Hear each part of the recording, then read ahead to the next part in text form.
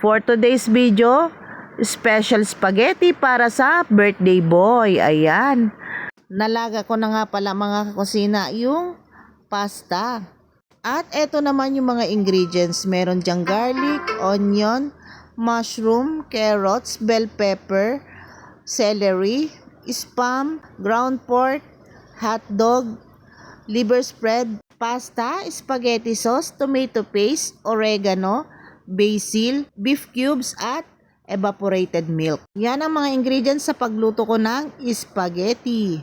At umpisahan nating magluto mga kakusina. Ayan, naggisa lang ako dyan ng bawang. Ayan, nung lumabas na yung aroma ng bawang ay sinunod ko naman na yung sibuyas. Ayan.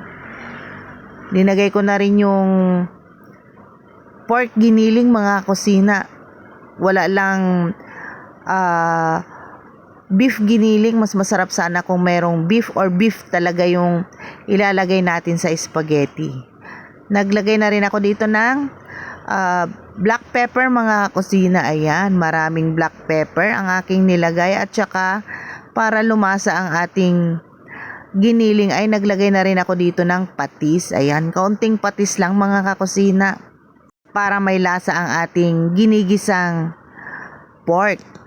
Ayan, imekos-mekos lang yan para hindi naman siya masunog at manikit sa ating kawaling pinaglulutuan. At eto na nga, ready na para isunod na natin dito ilagay yung hotdog at saka yung spam mga kakusina. Ayan, mekos-mekos din lang yan para mahalo na at maluto na yung hotdog at saka yung spam.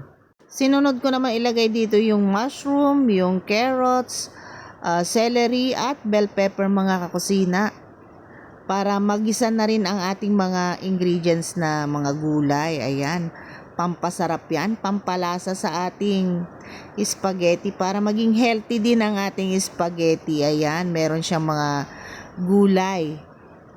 At imekos-mekos din lang yan para magisa na mga kakusina.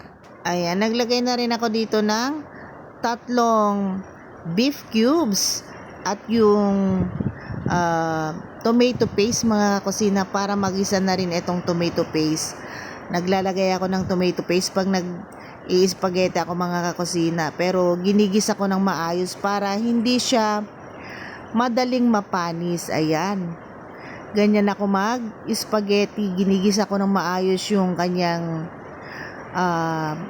tomato paste at tomato sauce. Naglagay na nga rin pala ako dito mga kakusina ng liver spread para magisa na rin siya. Ayan, mahalo na rin sa ating niluluto or ginigisang pang sauce ng spaghetti. Ayan mga kakusina, saka ko binuhos din dito yung spaghetti sauce. Ayan, pag nagluluto nga pala ako ng spaghetti mga kusina, hindi ako naglalagay dyan ng tubig. Kahit konting tubig hindi ako naglalagay para hindi siya mabilis mapanis mga kusina. Ganun ako magluto ng spaghetti. Tumatagal ang aking spaghetti dahil hindi ko nilalagyan ng tubig, kundi puro sauce lang ang aking nilalagay. Puro spaghetti sauce lang. O kaya kung kulang yung aking spaghetti sauce ay naglalagay ako dyan ng ketchup. Ayan mga kakusina, ang sikreto ng inyong kakusina kung paano magluto ng masarap na spaghetti at hindi siya mabilis mapanis.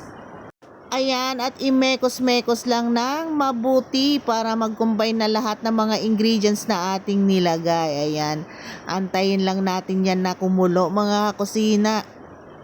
Pakuluin natin ng maigi para iwas panis, di ba? Ayan nga, at kumukulo na ang ating spaghetti sauce. Ilalagay naman natin na yung mga ingredients na kulang. Ayan, naglagay na ako dito ng cheese mga kakusina para sa sauce pa lang ay super cheesy na, masarap na. Ayan, marami akong cheese na linalagay mga kakusina. Alam nyo na, cheesy lover ang aking Junakis, kaya dapat ma-cheesy ang aking spaghetti. Ayan, para mas lalong creamy ang ating spaghetti ay naglagay na ako dito ng evaporated milk. Wala lang akong Nestle cream. Lalagyan ko rin sana mga kakusina. Pero kahit wala ay masarap yan dahil meron siyang evaporated milk.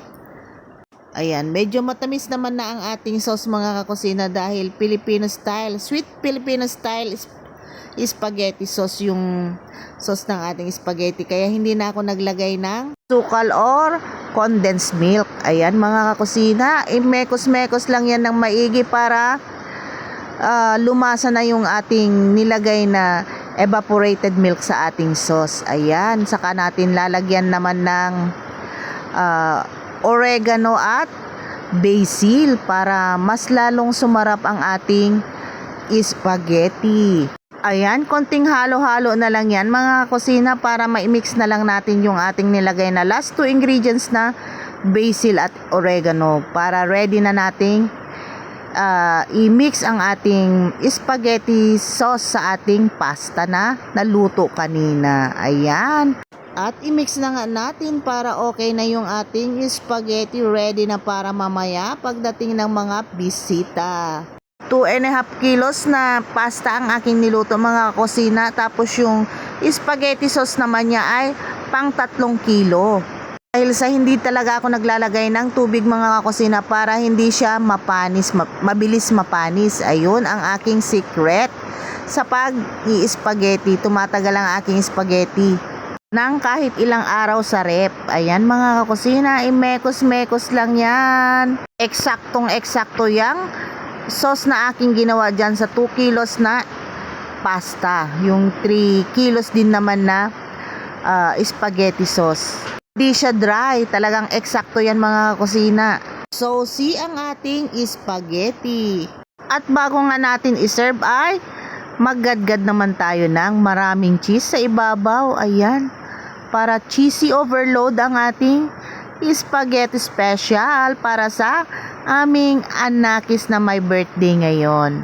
Maraming salamat sa inyong lahat mga kakusina sa patuloy niyong pagmamahal at pagsuporta sa akin.